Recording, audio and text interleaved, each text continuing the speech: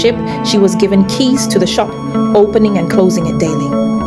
Every evening, she burned unwanted fabric scraps at the back of the shop. One day, Atto, watching from his window, noticed her shoulder glowing through her dress as she burned the scraps.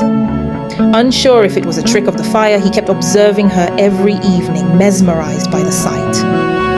This became the only time Atto felt happiness since his mother's absence, and his father, noticing the change, refrained from investigating. After 2 months, Atto even started eating dinner by the window, eagerly waiting for Zella's routine. One evening, as Zella was burning scraps, a snake crept up behind her. Atto shouted, "There's a snake behind you!" Startled, she jumped, and the snake slithered away. When she turned to thank him, she asked, "Have you been staring at me?" Embarrassed, Atto shut his window and ran into his room.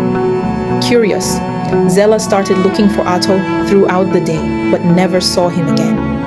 Weeks passed, and they didn't see each other.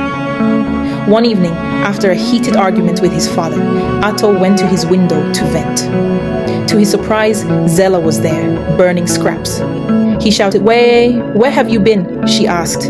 "Have you been waiting for me?" Atto brought out a rolling ladder, and Zella climbed up to meet him. They talked for hours, laughing and sharing stories. As their bond grew, Zella confided in Atto about her glowing mark and how no one else could remember seeing it.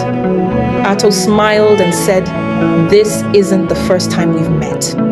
Zella, confused, listened as Atto reminded her of a boy who had given her shiny stones when they were 10.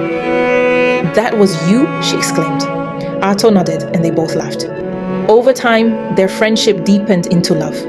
One day, they shared a kiss, and suddenly, Zella felt a sharp pain in her shoulder. She later discovered a crack in the glow, realizing that intimacy with Atto was dimming its effect. She speculated that deep, emotional connection might remove the glow entirely.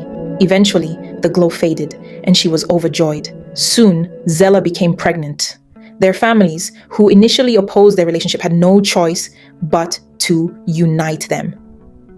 Zella opened her own designer shop, and her glowing mark disappeared completely.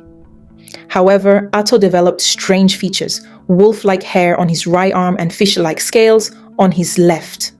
The villagers started calling him the Fish Wolf and mocked him, claiming Zella's unique gift had transferred to him.